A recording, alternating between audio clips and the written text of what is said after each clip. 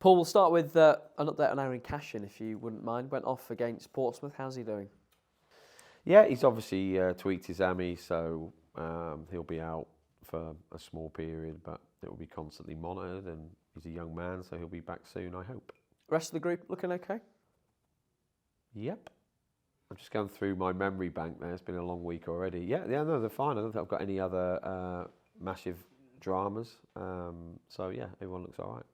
Your team scored 4 goals on Friday night. Excellent win over Portsmouth. Have you felt the glow from that this week here at Moor Farm? No, not really.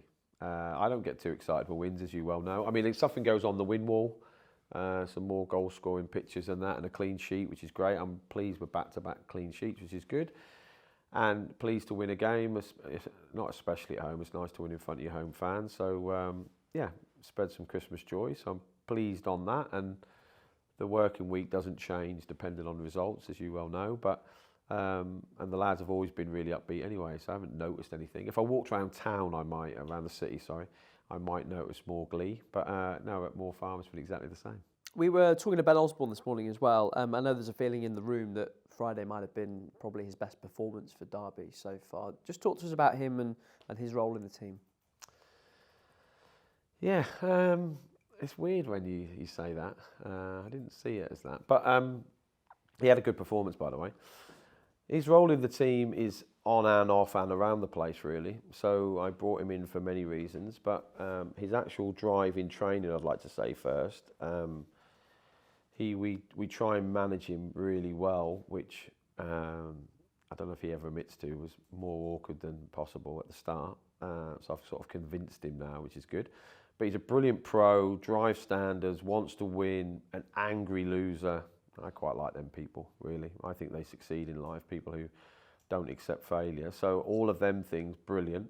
On the pitch, again, he drives standards, he's aggressive, but he can have the ball in tight areas. But I think the one factor he's got, maybe above most of the rest of the players, is he just has a good decision-making tool and a calmness. So he knows when to play quickly, and he knows sometimes when just to take the sting out of the game. And I think at times our team have struggled with that, as in it's just a constant hammer, whereas sometimes you just got to breathe. And so I think Ozzy's played a massive part in that, and obviously he's played in different positions in the midfield for me, depending on what we see the opposition to be like. But in some games we want him as the sitter to dictate play, and in other times, you know, we might want more defensive structure there and have him higher up the pitch, and he has little deft touches. But yeah, all of that aside, and I know it's a lot of words, I just think he's a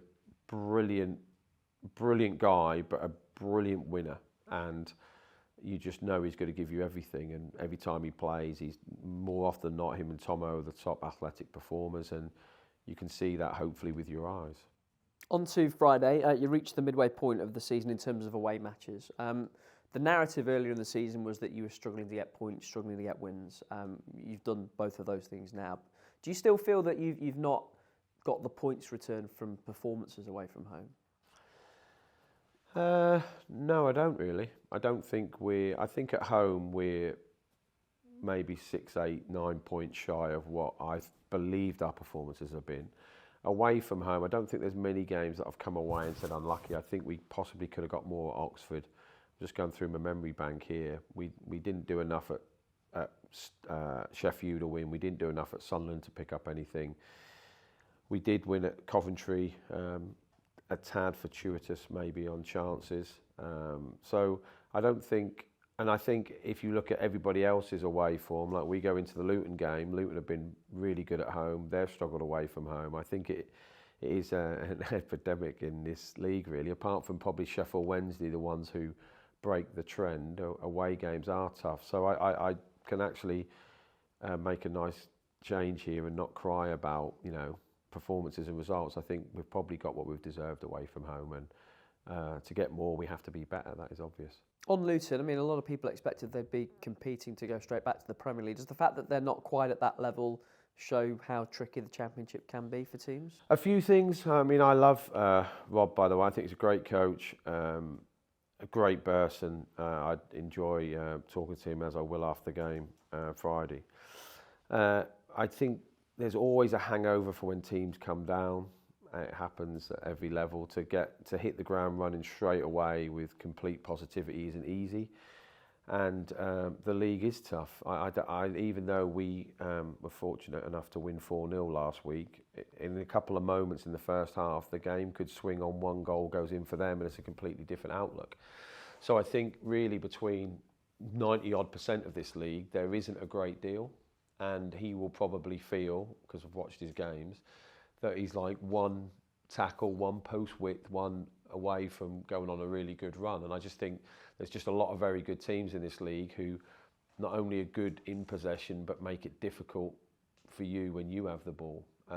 And I think that is the standard of the league. So, you know, if you look at the teams right at the bottom currently, they've still performed very well in the majority of the games. They just might have lost by the goal or two. So, and I think Luton as a home side have been excellent. They have been historically for years now. It's a sort of a different ground. I know they're building a new one, obviously, but it's a different atmosphere and ground to most other champ grounds. Most of them, minus probably Oxford, are big and, you know, have seats spare, apart from ours possibly, and a couple of others. But whereas Luton's always close, always a tight little pitch, always a different sort of game away, I think. So I think once they possibly get their away form going, which everyone wants to do, they'll ascend through the league.